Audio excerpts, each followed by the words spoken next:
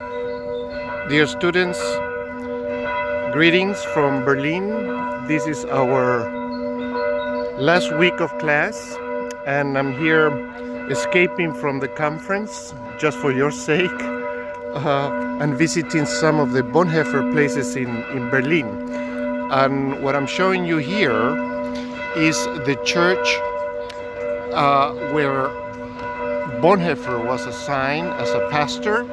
This is a working class neighborhood located in what formerly was East Berlin. This is called the Zionskirche, Zion Church of the Evangelical Church of Berlin and Brandenburg.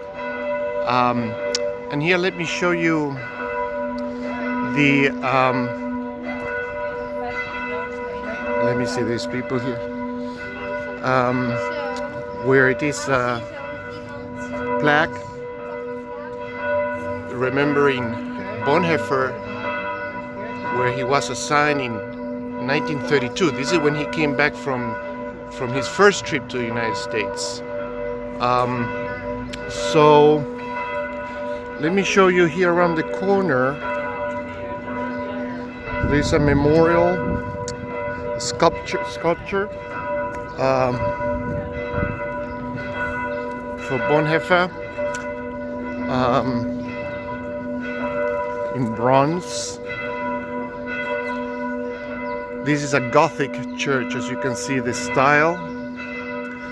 It's a miracle that survived the war, but as you know, many of these churches were reconstructed after the war. This is precisely the path that the Russians took to enter Berlin, and the downtown is just about 2 miles from here, the Reichstag and the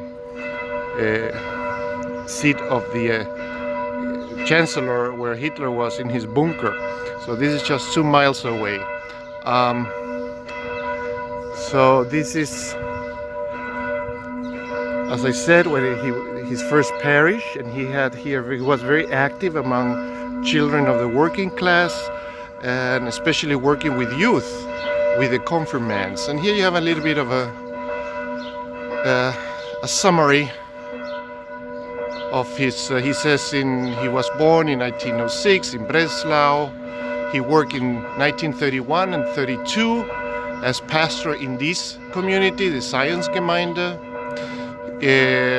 He was a theologian, and he resisted the Nationalsozialismus, the Nazis, a witness to Christ, and he died in April 1945 in the concentration camp in Flossenburg. He was assassinated, he says here, executed.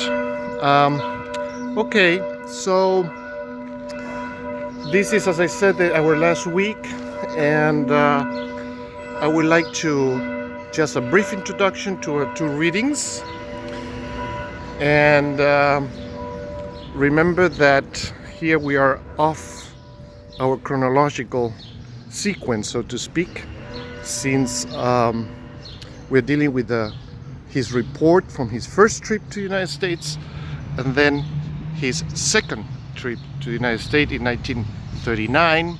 So I don't have much to say really about these writings, just for you to pay attention, especially how Bonhoeffer, as a very young theologian, just graduated before being ordained, traveling to the United States, to Union Seminary, New York City, and describing a little bit for his German audience the theological scenario and church life as much as he could experience at that time.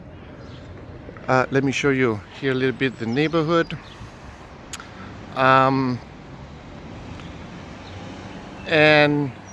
in his second writing, after 1939, in his return, he writes this report to his church authorities, and also we're reading an essay about his understanding of the American church, the white church, and he mentions there that it seems that American Protestantism is a church without reformation.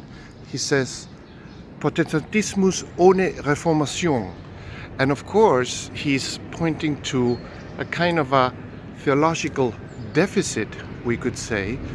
And it will not be a surprise to you to know that this deficit has to do, of course, with the Christological emphasis of the theology of the Reformation. So these two writings, or these essays that we are reading for this last week, is an opportunity for us to reflect a little bit about the situation of our churches, our Lutheran churches, our mainline churches in the United States in these special times of populism, we could say. And let me add that here in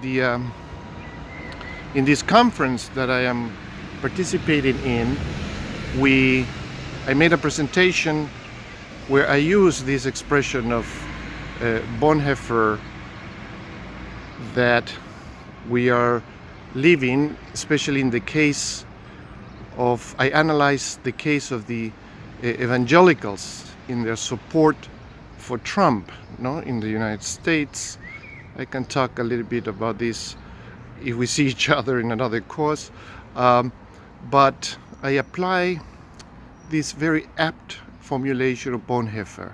It seems that the evangelicals and many sectors also in our churches as well have entered into a stage of a Protestantism without Reformation. So think about what does it mean.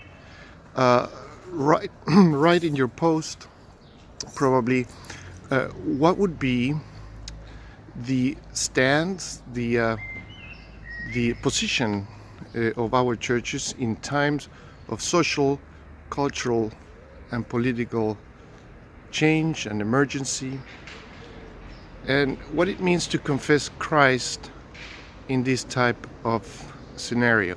So I have to leave it here, just with a last image of this church, of this huge door where we can imagine Bonhoeffer coming to minister to his flock, at that time the youth in this working class neighborhood in Berlin.